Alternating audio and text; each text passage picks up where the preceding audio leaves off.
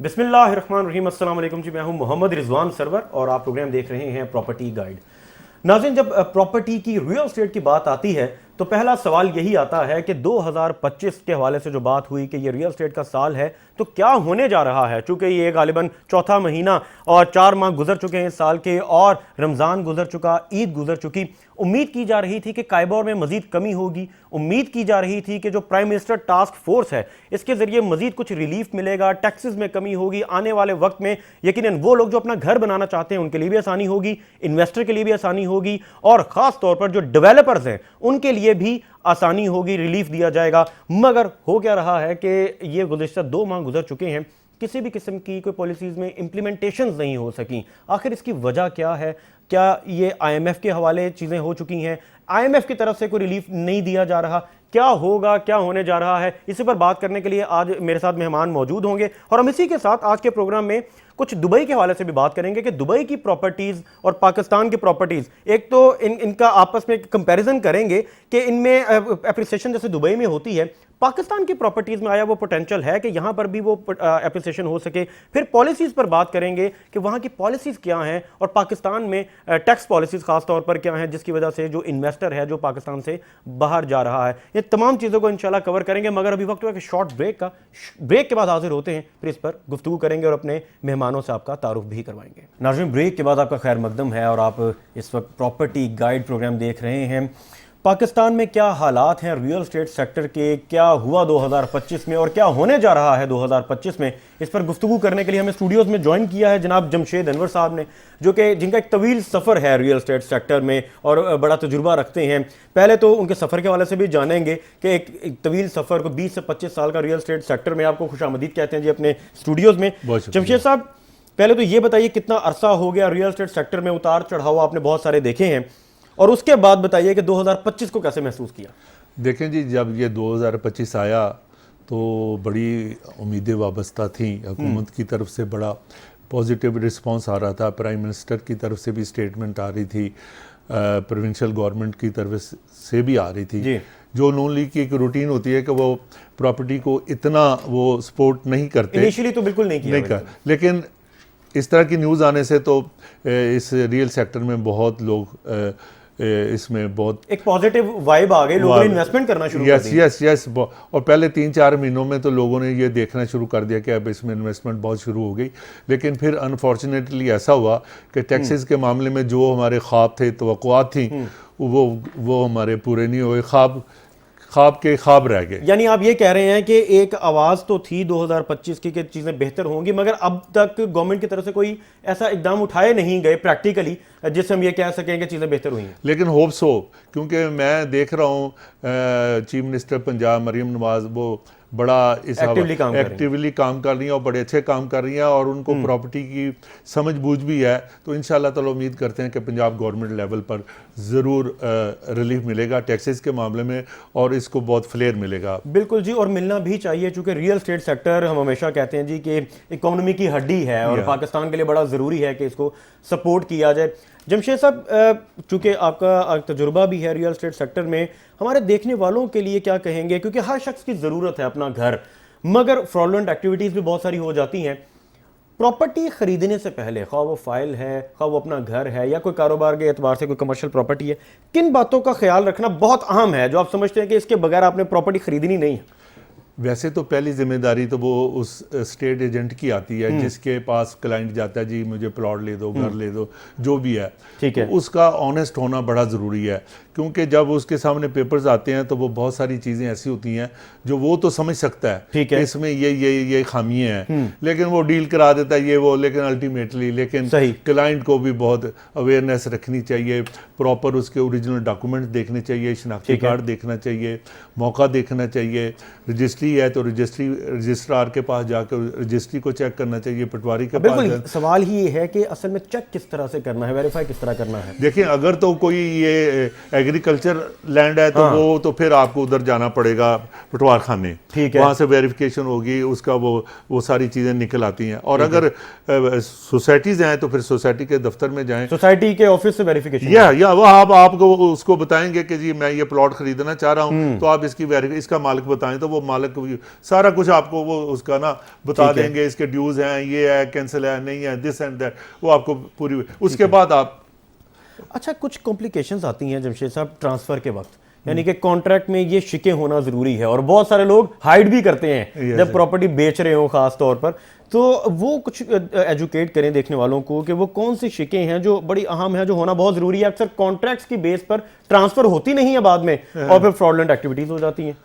नहीं, इसका मतलब तो ये है कि ट्रांसफ़र अगर तभी सोसाइटी करेगी या उसका पटवार खाना करेगा कि अगर वो प्लॉट हर तरीके जिस से तरह ये रजिस्ट्री वाली लैंड की बात या जब तक क्लियर नहीं होगा, ट्रांसफर नहीं होगा, अगर उसके खिलाफ 100 रुपए का भी ड्यूज है तो सोसाइटी उसको, सोसाइटी में तो आसानी हो जाती है। सोसाइटी में इतनी भी आसानी नहीं है, वहां भी सारी चीजें बड़ी वेरिफिकेशन होती है। नहीं, मगर वेरिफिकेशन के वक्त ट्रांसफर होता नहीं है ना, सोसाइटी सपोर्ट कर देती है इसमें, लेकिन ओपन लैंड जो है उसमें एग्रीकल्चर लैंड, हाँ नहीं, वो उसमें तो विरासत भी होती है, चूंकि जमीन का तल्लुक बहुत पीछे विरासत में जाता है तो वो सारी चीजों को चेक करना पड़ता है। ठीक है, उसको वेरीफाई करना बहुत जरूरी है, अदरवाइज आप बड़ा बयाना करके आप फंस जाएंगे।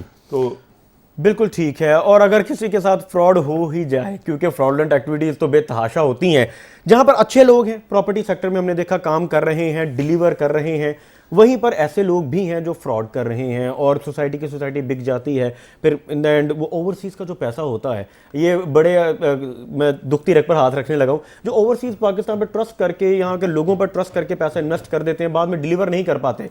अब उससे होता ही है जमशेद साहब के जो अथेंटिक डेवलपर्स हैं वो जो काम करना जानते हैं, फिर उन पर भी लोग ट्रस्ट नहीं करते। सो ऐसे लोग जो फ्रॉड करके चले जाते हैं, उनसे बचने के लिए लोगों को वेरीफाई कैसे करना चाहिए प्रॉपर्टी खरीदते वक्त? देखें, ये सबसे पहले तो अपने दिमाग को हाजिर नाजर करना चाहिए, ब्लाइंड ट्रस्ट नहीं करना चाहिए। बिल्कुल ठीक, बिल्कुल ब्लाइंड ट्रस्ट जिसने किया वो फंस गया। ठीक है, तो इसका तो बड़ा मैकेनिज्म है, सिंपल सा है कि अगर आप जो भी आप चीज ले रहे हैं उसको चेक कर लें, हर लिहाज से चेक कर लेंगे तो फिर फ्रॉड की जो है ना, फिर फ्रॉड उसी का होता है जो फ्रॉड खुद करवाना चाहता है। बिल्कुल सही, और एहतियात पहले किया है, बाद में एहतियात कोई नहीं, हादसे के बाद क्या। तो इस मुल्क में फ्रॉड अगर कर लिया तो फिर समझ लें कि आप तो गए। बिल्कुल सही। अच्छा जमशेद साहब, एक चीज़ बड़ी अहम है जो आज जिस टॉपिक पर हमने बात करनी है, वो है घरों का शॉर्टफॉल। घरों का इस मुल्क में शॉर्टफॉल बहुत ज़्यादा है। हम सिर्फ लाहौर की ही बात कर लें तो लाखों की तादाद में शॉर्टफॉल है, और एक आम आदमी उसके लिए तो बहुत मुश्किल है, उसकी एक्सेस में नहीं है। अगर कोई ऑथेंटिक प्रॉपर्टी हो फिर तो वो खरीद ही नहीं पाता, इतनी महंगी हो जाती है। इसमें जब हम छोटे थे तो लाहौर में प्रॉपर एक सोसाइटी जो थी मॉडल टाउन थी, उसके साथ गुलबर्ग थी। सही। उसके बाद फिर ब्रांडेड सोसाइटीज बननी शुरू हो गई, मतलब ईएमई हो गई, लेक सिटी हो गई, टाउन्स आने लग गए, टाउन्स आने, ग्रीन फोर्ट आ गया, और इसके अलावा अजमेर टाउन आ गया, डीएचए आ गया। बिल्कुल ठीक। लेकिन इसमें अलमिया सर्वर लोगों के साथ ये हुआ कि किसी ने गरीबों का नहीं सोचा।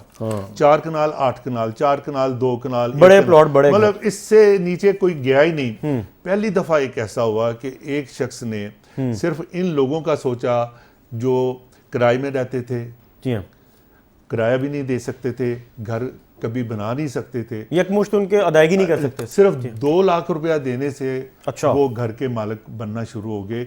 और आप देखें, सबसे पहले अगर अड्डा प्लाट से आप जाएं ना तो एक रास्ता जाता है इस तरफ बहरिया टाउन की तरफ, तो उससे पहले फेज 1 से पहले एक यूनिवर्सिटी बीकन हाउस बनी, उसके साथ फेज 1 आया, वहां पर 3 मरले का शुरू हुआ। फेज 1 अपना अलकबीर टाउन, अलकबीर टाउन का, ठीक है। तो वहां पर लोगों को जब इन्होंने डिलीवरी दी, इत्मीनान बहाल हुआ। फिर फेज 2 आया, फिर उसके बाद करते करते तो कामयाबी का एक सफर चल 25% जो राइवल रोड है ना, वो अब आपको अलकबीर के बोर्ड ही नजर आते हैं। बिल्कुल, मैं यही बात आपसे जमशेद साहब अभी सवाल के वक्त भी कर रहा था कि ऐसे डेवलपर्स भी मौजूद हैं पाकिस्तान में जो लोगों के लिए आसानी पैदा कर सकते हैं और करते हैं। देखें, 2 डेवलपर थे बड़े, सेठ आबद और मलिक रियाज, ठीक है।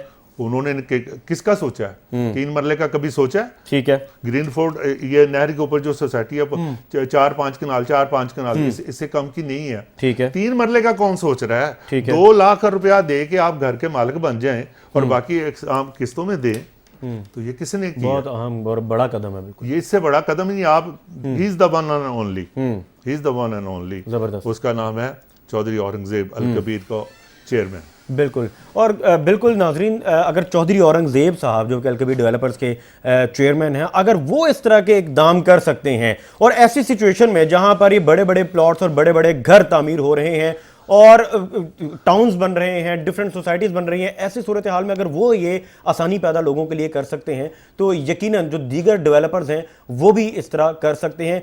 फर्क है कि जो काम करना जानते हैं और काम करना चाहते हैं और जो फ्रॉडलेंट एक्टिविटी करते हैं हमने उनको अलग करना है। इससे पाकिस्तान का जो मस्बत इमेज है उसको भी एक ठेस पहुंचती है, नुकसान होता है। अभी वक्त तो एक शॉर्ट ब्रेक के बाद हाजिर होते हैं, आप कहीं मत जाइएगा। वेलकम बैक नाज़रीन, आप प्रोग्राम देख रहे हैं प्रॉपर्टी गाइड और बात हो रही है 2025 में पाकिस्तान में रियल एस्टेट के लिए ये साल कैसा होगा। चूंकि जो ही ये आगाज़ हुआ, हमने ब्रेक से पहले भी बात की कि 2025 का जब आगाज़ हुआ था तो एक वाइब थी और एक आवाज़ थी कि 2025 रियल एस्टेट का साल है। आया ये रियल एस्टेट का साल तो है, मगर कैसे ये रियल एस्टेट का साल है? चूँकि टैक्स में कुछ कमी होने जा रही थी, वो कमी हुई या नहीं, हुकूमत ने कुछ इकदाम उठाने थे, वो उठाए गए या नहीं, इस पर भी बात करेंगे। प्रोग्राम में मुझे लाहौर स्टूडियोज़ में ज्वाइन किया जनाब सैयद हुसैन वली साहब ने, जो कि CEO एजेंसी 14 पाकिस्तान से और CEO DSX इनका दुबई में रियल एस्टेट का बिजनेस है। आपको प्रोग्राम में खुशामदीद कहते हैं हुसैन साहब। और इन्हीं के साथ साथ मुझे प्रोग्राम में ज्वाइन किया है कराची से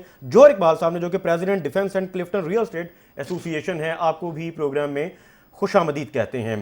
पहले तो हुसैन वली साहब आपके जानिब आऊंगा, चूंकि हम जब भी बात करते हैं पाकिस्तान में रियल एस्टेट की तो इसका एक कंपैरिजन होता है दुबई के रियल एस्टेट के साथ। चूंकि गुज़िश्ता कुछ अरसे में हमने ये भी देखा कि पाकिस्तान से भी, दुनिया भर से तो होते ही हैं, मगर पाकिस्तान से बड़े इन्वेस्टर्स ने इन्वेस्टमेंट की दुबई में और बहुत पैसा वहां पर इन्वेस्ट किया गया। क्या समझते हैं दुबई में उनकी पॉलिसीज किस तरह से हैं और क्या फ़र्क आपको नज़र आता है कि वहाँ पर इतना ट्रस्ट क्यों किया जाता है? आखिर वो क्या रीज़न है कि पाकिस्तानी भी अपना जो सरमाया है वो वहाँ पर इन्वेस्ट करते हैं? अस्सलाम वालेकुम, थैंक यू वेरी मच जी आपको आपका इस प्रोग्राम में मुझे बुलाने के लिए। मैं 2007 से तकरीबन दुबई की प्रॉपर्टीज़ के साथ मुंसलिक हूँ और दुबई में मैं रियल एस्टेट का काम कर रहा हूँ 2007 से। 2007 का 8 का 9 का हमने रिसेशन भी देखा, लेकिन उसके बाद वो मार्केट ने वेरी क्विकली अपने आप को दोबारा इम्प्रूव किया। सबसे मेजर फ़र्क जो है वहाँ का और यहाँ का वो ये है कि वहाँ पे जो लॉ है, वहाँ की जो प्रॉपर्टीज़ की डॉक्यूमेंटेशन है, जो वहाँ की ट्रांसफ़र का वे है, वहाँ पे जो डेवलपर्स हैं वो प्रॉपरली एक law under of the law काम करते हैं। जैसे वहाँ पे कोई भी बंदा, जिस तरह यहाँ पे town societies everyone can make it, वो जाते हैं यहाँ पे जाके बना लेते हैं। Pakistan is a very beautiful country, यहाँ पे बहुत सारी चीज़ें की जा सकती हैं, पॉसिबली अगर हम चाहें तो कर सकते हैं यहाँ पे बहुत कुछ। दुबई के अंदर अगर आपने किसी भी डेवलपर ने अगर प्रॉपर्टी लॉन्च करनी है तो उसके लिए सबसे पहले उसको अपना प्लॉट बाय करना पड़ता है अलॉन्ग विद 100% पेमेंट। फिर उसको 30% पेमेंट लैंड डिपार्टमेंट के अंदर जमा करवानी पड़ती है। फिर एस्क्रो अकाउंट ओपन होता है। उस एस्क्रो अकाउंट के अंदर जो बायर है वो पैसे अपने एस्क्रो अकाउंट में डिपॉजिट करता है। यानी जो बायर है वो 100% हर जगह से सिक्योर है जब वो इन्वेस्टमेंट कर रहा है। तो बायर का ट्रस्ट लेवल जो है वो 100% होता है। वो ऐसे ही है जैसे वो पैसे बैंक में डिपॉजिट कर रहा है। सही, वो ये नहीं है कि मैंने किसी को पैसे दिए कल को बिल्डिंग नहीं बनती। वहां पे दुबई इटसेल्फ वो उसको ओन करता है कि जी अगर आप दुबई सूरत में डेवलपर को अगर डायरेक्ट अदायगी नहीं होती कि वो कोई फ्रॉडलेंट एक्टिविटी भी कर सके। जी एग्जैक्टली ऐसे ही बिल्कुल। इसलिए जो भी अमाउंट आएगी वो एक फिक्स अकाउंट जो कि एस्क्रो अकाउंट होता है उसके अंदर जाती है। वहां से फिर डेवलपर को 1 बाय 1 करके अकॉर्डिंग टू द कंस्ट्रक्शन वहां से वो अमाउंट रिलीज होना शुरू होती है। फिर वो आगे कॉन्ट्रैक्टर को दे, जो भी दे, और on the time of the commitment जब उसने बोला है कि इसके ऊपर हैंड ओवर देना है मैंने, उसके ऊपर उसे हर सूरत में हैंड ओवर करना पड़ता है, वरना लैंड डिपार्टमेंट उसे फाइन देता है। अच्छा, तो इसके लिए और वहाँ पे सेकेंडली अगर हम दूसरी बात करेंगे दुबई के अंदर रेंटल रिटर्न के ऊपर आ जाए तो 8 से 10% रेंटल रिटर्न। कैपिटल एप्रिसिएशन के अंदर आ जाएं तो शायद आप में से किसी ने देखा हो कि लास्ट 2 और 3 ईयर्स बिफोर वहाँ पे 2600% की जो खलीज टाइम्स ने रिपोर्ट किया था एप्रिसिएशन हुई थी property. Someone bought a villa and he sold the villa 156 million dirhams. तो वहाँ पे प्रॉपर्टी की कैपिटल एप्रिसिएशन और वहाँ पे सेकेंडली मल्टी कल्चर्स, वहाँ के दुबई की सिक्योरिटीज़, वहाँ पे वो चीज़ें हमें मुयसर आती हैं जिनका पीपल ड्रीम इट। ये सिर्फ नहीं कि पाकिस्तान से ही इन्वेस्टमेंट दुबई के अंदर जा रही है, all over the globe people want love to stay over there. बहुत सारे यूरोपियंस हमारे क्लाइंट हैं जिनसे मैंने अक्सर क्वेश्चन किया कि लोग तो यूरोप के पासपोर्ट के ऊपर, पिछले दिनों टर्की से भी भाई हमारे आए हुए थे, उनसे भी मेरा यही क्रॉस क्वेश्चन हो रही थी कि हमने पासपोर्ट क्या करना है, we want to live our life. So the beautiful lifestyle in Dubai और जो भी चीज़ें, इसीलिए लोग यहाँ से सुकून के लिए, सिक्योरिटी के लिए ही पाकिस्तान से मूव होते हैं, वरना किसका दिल करता है अपने घर को छोड़ने को। मैं इसके बारे में आपको इसके बारे में एक बताऊंगा कि मैं इस दफ़ा भी हम कर रहे थे बात कि हम जहाँ जितने मर्जी खुश हों, जितनी मर्जी तारीफ कर दें, लेकिन हम खुशी मनाने के लिए आखिर अपने उसी मुल्क में वापस आते हैं। बिल्कुल खुशियां हमें यहीं मिलती हैं। वो कोई कहीं और ईद नहीं हो, मिलती। कोई शब रात कोई हो, फिर ईद अपने हो, मुल्क कोई अपने दुख घर ही हो, आना कोई है। सुख हो, हमने वापस अपने उसी घोंसले में वापस आना है, बिल्कुल। जिसको हम इन छोटे छोटे खौफ से छोड़ के दुनिया बाहर जाती है और अपने पैसे को सिक्योर करती है। तो बस ये अगर हम सब कुछ चाहें तो हमारे मुल्क में भी सब हो सकता है। बिल्कुल हो सकता है। और जिस तरह भी आपने सिक्योरिटी की बात की, तो मैं इसको यूं कहूंगा कि ये इन्वेस्टमेंट सिक्योरिटी जो है ये बड़ा अहम है। हुसैन वली साहब, आपने चूंकि अभी बात की, पूरा एक प्रोसेस समझा दिया, क्विकली इस हवाले से भी बताइए टैक्स के हवाले से कि टैक्स में जो रिलीफ दिया जाता है वहां, और कुछ टैक्सेस ऐसे भी हैं जो लाजिम हैं वो भी देने हैं, क्योंकि टैक्स के बगैर तो गुजारा नहीं है। अब उसको और पाकिस्तान में जो टैक्सेस हैं इसको कैसे कंपेयर करेंगे? दुबई के अंदर ऐसा पहले तो बिल्कुल टैक्सेस नहीं थे, अभी उन्होंने टैक्सेस सिर्फ 5% टैक्स है जो उनको उन्होंने अभी स्टार्टअप किया है, और थोड़ी सी ये जो वहाँ पे मनी लॉन्ड्रिंग का एक इशू था उसको उन्होंने कंट्रोल किया है। और टैक्सेस ऐसा वहाँ पे इस तरह के नहीं है कि people we will be get scared कि वहाँ पे ऐसे वैसे टैक्सेस हैं। प्रॉपर्टी गेन टैक्स नहीं है, बिल्कुल प्रॉपर्टी गेन टैक्स वहाँ पे नहीं है। उसके अलावा अगर आप प्रॉपर्टी को सेल करते हैं वहाँ पे 2% आपके ट्रांसफर चार्जेस हैं। तो इस तरह की चीज़ें वहाँ पे इस तरह की हैं कि वहाँ पे लोग टैक्स से they are not scared about the tax. ठीक है कि वहाँ पे कुछ इस तरह के टैक्सेस हो जिनसे हम खौफ ज़दा हो जाएं। 5% टैक्स है, अगर वो हमने पे करना है दैट्स इट, सिंपल। इसके अलावा कोई ऐसा कोई हिडन टैक्सेस नहीं है। जैस वो डेफिनेटली उनके एड ऑन्स कर रहे हैं कोई, लेकिन उनकी कुछ की इंप्लीमेंटेशन होगी है, कुछ की implementation is on the way. बिल्कुल ठीक है। और आपने बड़ी अहम बात की। जौहर इकबाल साहब, आपकी जानिब आऊंगा। जिस तरह भी हुसैन साहब ने बताया कि पीपल आर नॉट स्केयर्ड, लोग घबराते नहीं हैं टैक्स का नाम सुनकर, मगर हम देखते हैं कि पाकिस्तान में और बड़े अच्छे बड़े तगड़े डेवलपर्स हैं जो टैक्स देना चाहते हैं और वो इस पे राजी भी हैं, आमादा भी हैं, मगर वो एक खौफ का आलम है कि नए डेवलपर के लिए बड़ी मुश्किलात हैं। फिर होता क्या है टैक्सेस की वजह से कि जो एक डेवलपर है वो प्रोजेक्ट डिलीवर नहीं कर पाता। मैं आपको खास तौर पर आपसे सवाल करना चाहूँगा, जो प्राइम मिनिस्टर टास्क फोर्स थी, हम देख रहे थे कि मार्च में या रमज़ान से पहले भी कायबोर में भी कमी हुई, कुछ चीज़ें बेहतरी की तरफ जानी थी, मगर इस वक्त प्राइम मिनिस्टर टास्क फोर्स के हवाले से बताएं क्या अपडेट है, वो खबरें कहाँ हैं, क्या होने जा रहा है? चूँकि रमज़ान गुजर गया, ईद गुजर गई, अभी तक कोई खबर नहीं आई कोई बेहतरी की। बिस्मिल्लाहिर्रहमानिर्रहीम। जैसे कि आपके इल्म में है कि पहली दफ़ा जो है वो रियल एस्टेट में प्राइम मिनिस्टर टास्क फोर्स बनी। ठीक है। और इसके अंदर जो है वो हमारे रियल एस्टेट से भी जो है वो सरदार ताहिर साहब ने, हसन मलिक साहब ने, और कराची से जो है वो हसन बख्शी साहब और भी बहुत सारे जो है बिजनेस कम्युनिटी के लोग इस टास्क फोर्स में जो है वो पहली दफ़ा जो है ऑन बोर्ड हुए। अच्छा, इनकी तजवीज़ें बहुत ही बेहतर तजवीज़ें थी, और जिसकी वजह से रियल एस्टेट के अंदर जो है पाकिस्तान के अंदर जो है लोगों ने ये कहना शुरू कर दिया था कि 2025 जो है वो रियल एस्टेट का साल होगा। लेकिन जो उनकी तजवीज़ें थी और जो उनके चीज़ें थी उसको उस तरीके कार से जो है नहीं लिया गया जिस तरीके से वो चाहते थे। अभी भी जो है ये आपके जो मेहमान हैं ये दुबई के लिए जो है वो चीजें बता रहे थे, तो हम भी तो यही कह रहे हैं कि हम खुद चाहते हैं कि भाई हमारे जो मुल्क है पाकिस्तान, इसमें रीरा का कानून नाफिज हो जाए। इसके अंदर जो है वो टैक्स का निज़ाम जो है वो एक स्मूथली तरीके से जो है गो फॉरवर्ड तरीके से, मतलब मुझे पता हो कि अगर कोई टैक्स बढ़ रहा है तो वो अगले साल के लिए 2026 के लिए होगा। फिर हमारे यहाँ आप देखें मुख्तलिफ तरीक़ेकार से मुख्तलिफ टैक्स हैं। भाई ने बताया कि सिर्फ 5% का टैक्स है, जबकि हमारे यहाँ जो है वो 13% टैक्स है मुख्तलिफ सूरत हाल के अंदर। टास्क फोर्स ने यही काम किया था कि प्राइम मिनिस्टर को ये बताने की कोशिश की थी कि रियल एस्टेट के अंदर देखें हमारे यहाँ हो क्या रहा है, फ्लाइट ऑफ कैपिटल हो रहा है 2000 जो है वो 24-23 और अब तक हो रहा है। तो हम चाहते यही थे कि पाकिस्तान से जो फ्लाइट ऑफ कैपिटल हो रहा है इसको हम रोकें और इसको यहीं जो है वो पाकिस्तान में जो है वो रियल एस्टेट के अंदर जो है वो इन्वेस्टमेंट करें, बल्कि ओवरसीज पाकिस्तानीज को भी जो है वो यहाँ लेकर आए। लेकिन उसके लिए जरूरी है कि वो एक ऐसी वाज़ेह पॉलिसी हो गवर्नमेंट की तरफ से जिसके अंदर जो है ये काम कर रहे थे। हमारे तमाम लोग जो है वो इसी उसके ऊपर काम कर रहे थे।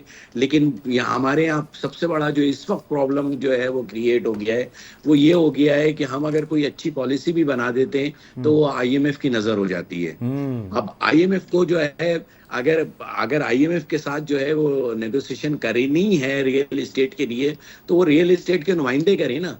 ठीक है। जब तक रियल एस्टेट के नुमाइंदे जो है वो उस नेगोशिएशन में शामिल नहीं होंगे तो उनको समझाया कैसे जाएगा उनको। अच्छा, आपका मतलब ये है जौहर साहब कि इस वक्त जो हम रमज़ान से पहले भी जो बात कर रहे थे कि पॉलिसी की तरफ हम जा रहे थे, गामजन हो रहे थे कि इम्प्लीमेंट हो जाएगी, मगर वो जो इस वक्त इम्प्लीमेंट नहीं हो सकी वो IMF की वजह से नहीं हो सकी।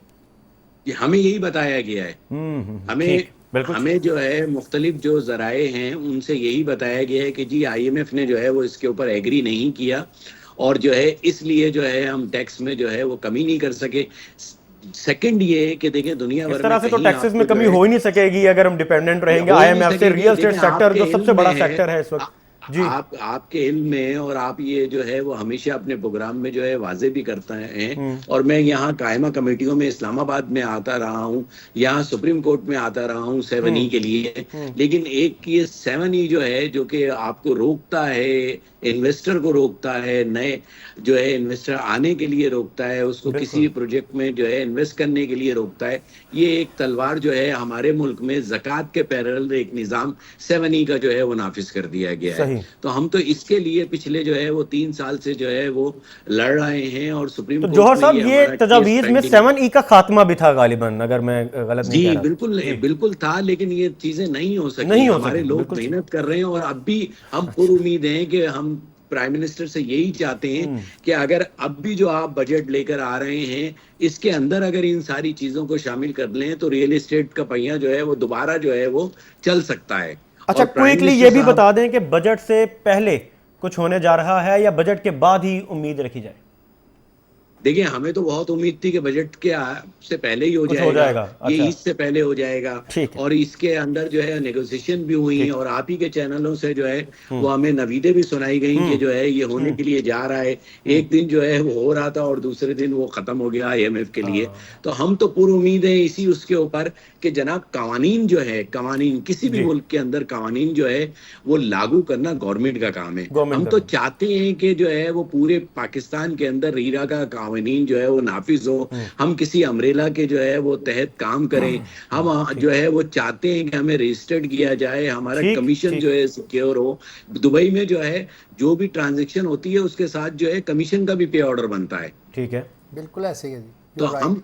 हम तो यही चाहते हैं ना। हम और क्या चाहते हैं? हम तो पिछले जो है 25 से 30 सालों से जब से जो है वो FBR रेट और जो है वो नाफिज हुआ है और DC रेट और ये खत्म हुआ है, उस वक्त से हम कह रहे हैं कि जी आप जो है वो रीरा का कानून नाफिज करके हम सबको जो है वो एक अमरेला के अंदर ले आए। ये जो इनलीगल जो है कंस्ट्रक्शन पूरे पाकिस्तान के अंदर होती है, जो सोसाइटियां लॉन्च हो जाती हैं, इनको जो है वो इसी उसमें जो है वो खत्म किया जाए। तो ये सब काम गवर्नमेंट के करने के हैं। बिल्कुल। मतलब हम प्रपोजल देते हैं, हम यहाँ इस्लामाबाद कराची से आके जो है इस्लामाबाद में लड़ते हैं, कायमा कमेटियों में जाते हैं, टैक्सेस के लिए जो है इनको प्रपोजल देते हैं। देखें IMF या किसी भी इदारे या पाकिस्तान के FBR का काम टैक्स जनरेशन को टैक्स जो है बढ़ाना है। हम इनको बढ़ाने की जो है वो चीजें बताते हैं कि देखें किसी भी चीज का जो है वो टैक्स का बढ़ाने का जो है वो ये अमल नहीं है कि उसको आप 13%, 14%, 17% कर दें। उसका अमल ये है कि उसको जो है कम करके और जो है आप जो है जब ट्रांजैक्शन बढ़ती है तो पूरे का पूरा जो है वो आपके पास टैक्स जनरेशन जो है वो बढ़ जाती है। बिल्कुल बढ़ जाती है। और ये आपके बात दुरुस्त है कि जब ऑन बोर्ड लिया गया रियल एस्टेट सेक्टर से पहली दफ़ा ऐसे हुआ कि प्राइम मिनिस्टर टास्क फोर्स बनी जहां पर रियल एस्टेट सेक्टर के नुमाइंदगान को बिठाया गया, उनसे तजावीज़ ली गई, जो कि बड़ा अहसन इकदाम था। हमने इस पर बिल्कुल तारीफ भी की, मगर जब तक वो उस पर इम्प्लीमेंटेशन नहीं होगी उन पॉलिसीज़ पर तो कुछ बेहतरी हो नहीं सकेगी। जमशेद अनवर साहब आपकी जानिब आऊँगा। इस वक्त हमारे मुल्क में ब्रेक से पहले भी हमने कुछ बात की, मैं चाहता हूं इस पर मजीद हम कुछ बात करें कि इस मुल्क में जो चैलेंज है वो अपना घर बनाना है आम आदमी के लिए। हम देखते हैं कि ये जो टैक्सेस की वजह से आम आदमी अब कारोबार भी नहीं कर पा रहा। यानी अब लोग दुकानों के बाहर जो काउंटर लगा के, यानी मैं इस तबके की बात कर रहा हूं जो जिनका पहले ख्वाब हुआ करता था अपना घर बनाना और शायद उनको लगता था कि वो पूरी ज़िंदगी में इतनी उनकी जमा पूंजी हो जाएगी कि उनका घर बन जाएगा, अब वो उम्मीद खो बैठे हैं, वो मायूस होते जा रहे हैं। क्या समझते हैं कि हुकूमत को फौरी तौर पे कौन से इकदाम उठाने चाहिए या हुकूमत को ये बेड़ा उठाना चाहिए, क्योंकि ये तो स्टेट की जिम्मेदारी होती है ना, कपड़ा और ये मकान जो नारे भी देखते हैं हम, तो किस तरह क्या समझते हैं कि फौरी तौर पर हुकूमत को कौन से इकदाम उठाए कि जो इस तबके के लोग हैं उनके लिए भी आसानी पैदा हो सके या डेवलपर्स को सपोर्ट कर दिया जाए? देखें, जिस तरह भाई ने फरमाया कि दुबई में एक लॉ एंड ऑर्डर है, वहाँ सिस्टम लॉ एंड ऑर्डर के मुताबिक चलता है। बिल्कुल। पाकिस्तान की जो रियल स्टेट है, जितने भी ये इस वक्त सबसे बड़ी इंडस्ट्री जो है ना पाकिस्तान की, वो रियल स्टेट है। किसी ना किसी इंडस्ट्रियलिस्ट का किसी ना किसी तरीके से रियल स्टेट के साथ उसका कनेक्शन है। बिल्कुल। लेकिन बल्कि हर शख्स ही वाबस्ता है जी, हर कोई अपना घर तो बनाना ही चाहता है। लेकिन अनफॉर्चुनेटली चूंकि हमारे यहाँ लॉ एंड ऑर्डर की बहुत कमी है, जिसकी वजह से ओवरसीज़ का हमारे रिमेंटेंस नहीं आती, इसलिए नहीं आती कि वो लोग डरते हैं कि वहाँ जाएंगे फ्रॉड हो जाएगा, जो फ्रॉड करता है उसको कोई पकड़ नहीं होती। तो जब तक कानून में सख्ती नहीं आएगी और रियल एस्टेट वालों को तहफ़्फ़ुज़ नहीं दिया जाएगा, और गवर्नमेंट इस हवाले से, जिस तरह दुबई में 5% टैक्स है, यहाँ 13% के कई टैक्स हैं, तो जब तक इसमें कमी नहीं करेंगे तो फिर अब देखें, एक बंदा प्लॉट खरीदता है 2 लाख का, फर्ज करें 2 लाख का प्लॉट है, तो 1.25 लाख उसको टैक्स देना पड़ता है। ठीक है, तो पहले तो ऐसा नहीं था। बिल्कुल ठीक, बिल्कुल ठीक। तो ये असल में टैक्सेस में ही सबसे इंपॉर्टेंट बात ही ये है कि टैक्सेस में कमी करनी पड़ेगी, लोगों के लिए जो इन्वेस्टमेंट है उसको आसानी पैदा करनी पड़ेगी। आपका कहने का मतलब हुकूमत का तो मकसद ही है लोगों के लिए आसानी पैदा करना। अब जो टैक्स देता है उसके लिए परेशानी है, जो टैक्स नहीं देता उसका वो ऐश करता है, ज्यादा परेशान हो जाता है रजिस्टर्ड करवा के। हुसैन वली साहब, आपकी जानिब आऊंगा। जिस तरह हम बात कर रहे हैं कि दुबई में चीजें आसान हो गई, क्विकली मैं चाहता हूं इस पर कुछ रोशनी डालिए कि एक शख्स जो गैर मुल्की है, जब वो दुबई में इन्वेस्टमेंट करता है तो यकीनन उसके लिए जो एसओपीज हैं उसमें वो मैं चाहता हूं वो आप बताएं कि वो एसओपीज क्या हैं, ताकि देखने वालों को एक तो समझ भी आए, दूसरा हम उसी तरह के एसओपीज बना के हम फॉरेन इन्वेस्टमेंट्स पाकिस्तान में ला सकते हैं। और पाकिस्तान में तो इतना पोटेंशियल है, अल्लाह ने हमें हर मौसम दिया, मादनियात दिए, हम देख भी रहे हैं, उस पर काम भी हो रहा है। तो पाकिस्तान में तो रियल एस्टेट को बहुत एक बड़ा स्कोप है, हम बाहर से इन्वेस्टमेंट्स क्यों नहीं ला पा रहे? दुबई में इन्वेस्टमेंट्स जा रही हैं, आप किस तरह से इसको इलैबोरेट करेंगे? देखें जी, पाकिस्तान में अल्लाह ताला ने 4 मौसम, दुनिया जहान के पहाड़, सब कुछ पाकिस्तान के सब दरिया, समंदर, सब कुछ। समंदर क्या, हम गर्म मौसम में रहना चाहें, ठंडे मौसम में रहना चाहें, ज़रूरी रकबा यहाँ पे, मतलब एवरीथिंग इज़ हेयर। लेकिन प्रॉब्लम ये है कि इसको कोई ओन नहीं करता।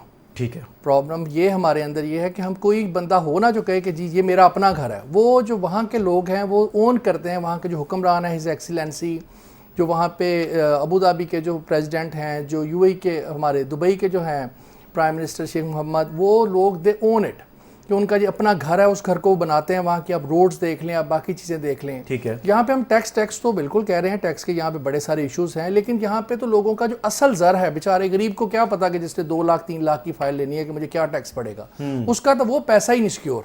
यहाँ पे अगर जो हमारे कराची वाले भाई कह रहे थे कि अगर हम यहाँ पे इम्प्लीमेंटेशन कर दें, रियल एस्टेट रेगुलेटरी अथॉरिटी यहाँ पे आ जाए, तो यहाँ पे 80% तो डेवलपर वैसे चला जाएगा। 80% डेवलपर की तो यहाँ पे कुछ है ही नहीं, they are just selling, they have nothing to do. मतलब यहाँ पे बहुत सारे ऐसे डेवलपर आए जो आके अब नजर ही नहीं आते कहाँ गए। तो हुसैन वली साहब, उनको तो फिर आइडेंटिफाई करना जरूरी है ना, फिर तो एक आम आदमी का जो जमा पूंजी है वो बड़े खतरे में। ये सर, ये इस पूरी सोसाइटी को कौन ठीक करेगा? देखिए, मैं 2007 में, अब यहाँ पे अगर मेरी अभी रास्ते में एक मेरे बहुत प्यारे दोस्त हैं और he is very rich in Dubai, तो मैंने उन्हें कहा कि आप पाकिस्तान के अंदर क्यों प्रॉपर्टी नहीं बाय करते? वो कहते हैं पाकिस्तान के अंदर क्या प्रॉपर्टी बाय करूं कि आज अगर मैं यहाँ पे 1 मिलियन दिरहम स्पेंड करता हूँ तो वो इतना डी वैल्यू हो जाता है कि प्रॉपर्टी उतनी अप्रिशिएट नहीं होती। सही। हम लोगों ने 2007-8 में जो यहाँ पे अपने DHA में घर खरीदा था, तो उस टाइम के ऊपर वो जितने का था वो आज भी उतने का ही है। अच्छा। क्योंकि उस टाइम के ऊपर जो दिरहम था वो 18 रुपीज का था, आज दिरहम चला गया है 90 रुपीज के पास। तो बताएं कि प्रॉपर्टी हमारी अप्रिशिएट हुई है, हमारा पैसा डी वैल्यू हुआ। तो प्रॉपर्टी यहाँ पे ओवरसीज बंदा यहाँ पे इन्वेस्टमेंट किस तरह करे? फिर उसके बाद बेचारे ओवरसीज ये कहते हैं कि हम बाहर जाते हैं, हमारा पीछे से कब्जा हो जाता है। कुछ टाइम भी ऐसा होता है कि 3-4 साल का दुबई में भी ऐसे गैप्स है जब प्रॉपर्टी में अप्रिसिएशन नहीं हुई, मगर एक वक्त आता है, टाइम प्रॉपर्टी में तो होल्डिंग पावर है ना जी, एक वक्त आता है कि अप्रिसिएशन हो जाती है। बात आपकी ठीक है कि पोटेंशियल बहुत है पाकिस्तान में, लेकिन ऑन नहीं किया जाता। That is the main reason, वो पॉलिसीज हम उस तरह से पॉलिसीज हैं सर। और दूसरी बात यह है कि अप्रिसिएशन प्रॉपर्टी की यहाँ पे बहुत ज्यादा हुई है, लेकिन उधर से प्रॉपर्टी बेचारी अप्रिशिएट हो रही होती है, पैसा डिवैल्यू हो रहा है, तो प्रॉपर्टी उधर ही खड़ी रहती है। ये मैं आप लोगों को, जो अपने देखने वालों को, ये नहीं कि मैं उनको डीमोरलाइज कर रहा हूँ, लेकिन जो मैंने शुरू में आपसे कहा था ना कि हम जो भी कह लें, जिस तरह भी कह लें, ये हमारा घर है। हाँ। हमें आना यहाँ पे भी हम नहीं करना है। हाँ, हम यहाँ पे अल्लाह माफ करे जहाज में बैठ के जिंदा सलामत हैं या तबूत में बंद होके आए, लेकिन ये एक मतलब ना एक सच्चाई है कि इस मुल्क को, इस मिट्टी को हम छोड़ नहीं सकते। लेकिन हुसैन साहब, हम बात इसीलिए भी कर रहे हैं दुबई के हवाले से, चूंकि हर शख्स दुबई में प्रॉपर्टी खरीद नहीं सकता, इतने असासे नहीं होते हर एक के पास, मगर लोग ये जरूर चाहते हैं कि जैसे वहाँ सिक्योर है, प्रॉपर्टी अप्रिशिएट हो रही है, रेंटल वैल्यू बहुत अच्छी है, टैक्सेस के हवाले से रिलीफ है, सिक्योर है, इसी तरह पाकिस्तान में भी कुछ ऐसे मामला हो जाएं, हुकूमत इस पर गौर करे, पॉलिसीज बनानी होती हैं। जिस तरह पहली दफ़ा ये टास्क फोर्स बनी तो हमारी कम्युनिटी बड़ी पुरुम्मीद थी और पॉजिटिव थी कि चले बात सुनी जाएगी, बात सुनी भी गई, मगर वही बात की इम्प्लीमेंटेशन नहीं हो सकी। बस इसके बारे में ज़्यादा डिस्कशन मैं तो मेरे पास बड़े लिमिटेड से वर्ड्स हैं कि मैं कुछ ज़्यादा अपने कंट्री के बारे में, अपने मुल्क के बारे में, मैंने भी अभी जो बोला उसके लिए भी मैं बड़ा हूँ कि मैंने अपने मुल्क के बारे में, मुझे अनफॉर्चुनेटली ये कहना पड़ा कि हमारे मुल्क के अंदर ये बुराइयां हैं। कोई अपने घर को बुरा कह के खुश तो नहीं होता। मेरी यही दुआ है कि बस यहाँ पे चीज़ें बेहतर करे मेरा परवरदिगार, मेरा मौला हम पे रहम करे, ताकि हमारे मुल्क में हम खुद से वापस आना चाहते हैं, हम खुद से अपनी इन्वेस्टमेंट यही कारोबार करना चाहते हैं, और हर बंदा यहाँ पे कारोबार करना चाहता है। ये परदेश में जाने का एक सिर्फ चाम होता है, परदेश ही होता है। मैं समझता हूँ परदेश के अंदर जब मैं नीचे उतरता हूँ, ना कोई मेरा हम जुबान, ना कोई मेरा हम शक्ल जानने वाला जिसके पास बैठूं, रिलेटिव्स के वहां पे हम सारे अब ये आ गए व्हाट्सएप कॉल्स और ये जूम कॉल, उसके ऊपर बैठ के हम लोगों से, अपने रिश्तेदारों से सारा दिन बात हम इधर करते हैं। होते हम वहां, दिल इधर ही होता है। दिल हमारा, दिमाग हमारा, सब कुछ हमारा इधर होता है। सही। तो मतलब इसके लिए सिर्फ और सिर्फ दुआई की जा सकती है। बड़ा खूबसूरत आपने बात की कि इन द एंड घर तो आखिर अपना है। घर तो आखिर अपना है। जमशेद साहब कुछ कहना चाह रहे हैं? मैं ये कह रहा हूँ कि अगर सिर्फ हमारे यहाँ जिस तरह दुबई में या जिस तरह यूरोप में कानून की हुक्मरानी है, सिर्फ हमारे यहाँ उससे आदी हो जाए ना, तो सारे मामला ठीक हो जाए। सही। सारे मामला, कानून का किसी को डर ही नहीं है कि जो करप्शन करता है, फ्रॉड करता है, वो बड़ी मजे से बाहर के मुल्क ज़्यादा में सेफ हो जाता है, ज़्यादा सेफ हो जाता है, चले जाता है। तो जब तक लॉ एंड ऑर्डर ठीक नहीं होगा, बिल्कुल ठीक है। लॉ एंड ऑर्डर और साथ इंसाफ बड़ा ज़रूरी है। जिस मुआशरे में इंसाफ होता है और कोई डर खौफ होता है सज़ा का, और जिस तरह दुबई की आप बात करते हैं, तो ये भी जहन में रखें, दुबई में फाइन्स भी बहुत बड़े बड़े होते हैं। वहाँ पर कोई इशारा सिग्नल नहीं तोड़ सकता। वहाँ माफी नाम की तो चीज़ ही नहीं है। और वहाँ कोई प्रोटोकॉल ये नहीं है, फाइन देना भी सबने है। तो ये भी जहन में हमें रखना है कि ये जो इम्तियाजी सलूक भी होता है वो भी नहीं होना चाहिए। जोहर इकबाल साहब, क्विकली आपकी तरफ आऊँगा। अगेन टास्क फोर्स से जो कि बात हुई है, हमने अभी हुसैन साहब ने जिस तरह बात की कि दुबई में कारोबार पाकिस्तानी बहुत बिजनेस टाइकॉन्स मौजूद हैं, मगर दिल उनका पाकिस्तान में ही होता है कि यहाँ पर जितना पोटेंशियल हम पाकिस्तान में ही इन्वेस्टमेंट करें। तो इन द एंड पॉलिसी को बनाना पड़ेगा, इन द एंड इंप्लीमेंट करना ही पड़ेगा। क्या देख रहे हैं कि मसला कहाँ आ रहा है? IMF तो एक मसला है ही, इसके अलावा आपको कोई नीयत पे तो शक नहीं है किसी?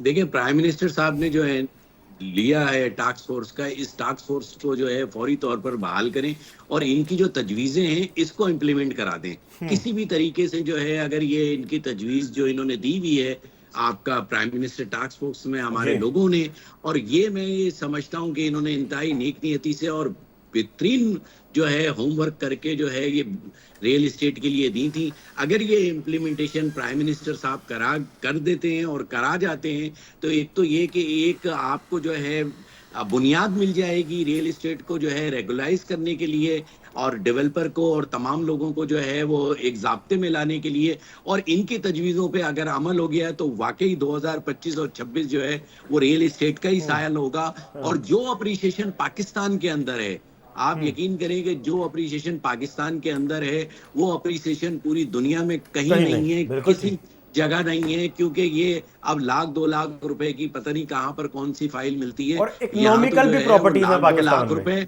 गज आसान भी के हिसाब से कराची में जमीन है। ठीक है, तो मैं इसलिए कहता हूं कि हमारे मुल्क में पोटेंशियल भी है, हमारे मुल्क में जो है वो सी साइड भी है।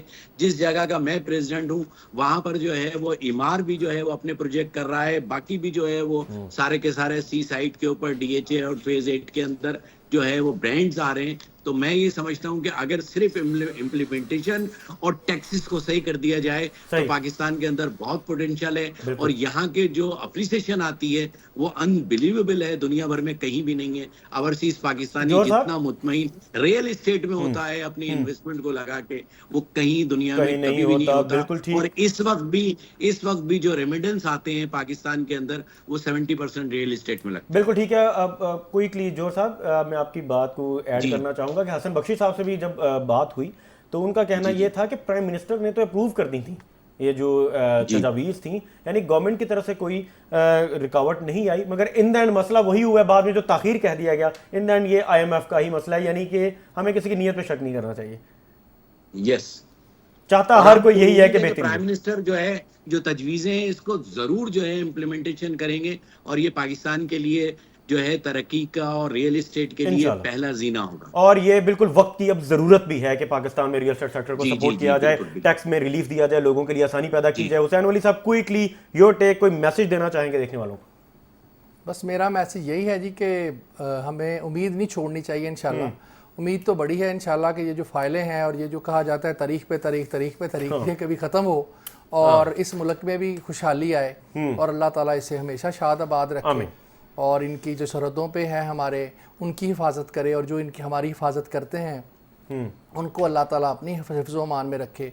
और ये दहशत गर्दी और ये जो चीज़ें हैं जिस तरह ये इनसे लड़ रहे हैं और इसको ख़त्म करने की कोशिश कर रहे हैं, अल्लाह ताला इस दहशत गर्दी से भी हमारे मुल्क की जान छुड़वाए और हमारे घर को और खूबसूरत करे। बस इंशाल्लाह और ऑलरेडी घर हमारा खूबसूरत बहुत है, इसको सजाना है। अल्हम्दुलिल्लाह। और ये वो मुल्क है जिसकी हम हमेशा बात करते हैं कि यहाँ पर हमारे दोस्त कम हैं, सज्जन कम है, दुश्मन ज्यादा हैं हमेशा से। लिहाजा हमने ये चूंकि घर हमारा अपना है, घर में तो आग भी लग जाए तो आग बुझाई जाती है, घर छोड़कर भागा नहीं जाता।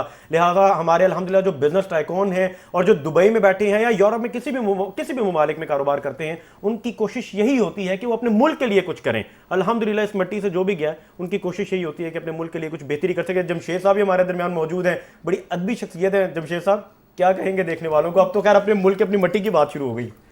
देखिए जी, मैं जहाँ तक मिट्टी की बात है, मैंने अपनी अमेरिकन नेशनलिटी सिर्फ इस मिट्टी की वजह से छोड़ी। ज़बरदस्त। और यहाँ आकर फिर स्ट्रगल की, बड़ी मुश्किलात से गुजरा, लेकिन मैंने एक चीज़ का दामन नहीं छोड़ा कि किसी के साथ मैंने वो नहीं किया, किसी के वो कह सकते हैं कोई गलत बात नहीं की, तो धोखा नहीं दिया, धोखा नहीं दिया, हक और सच की बात की। अगर किसी ने मुझसे प्रॉपर्टी खरीदी है तो उसमें खामियां उसको पहले बताई हैं। जबरदस्त, यही हमारे दीन का तरीका जी।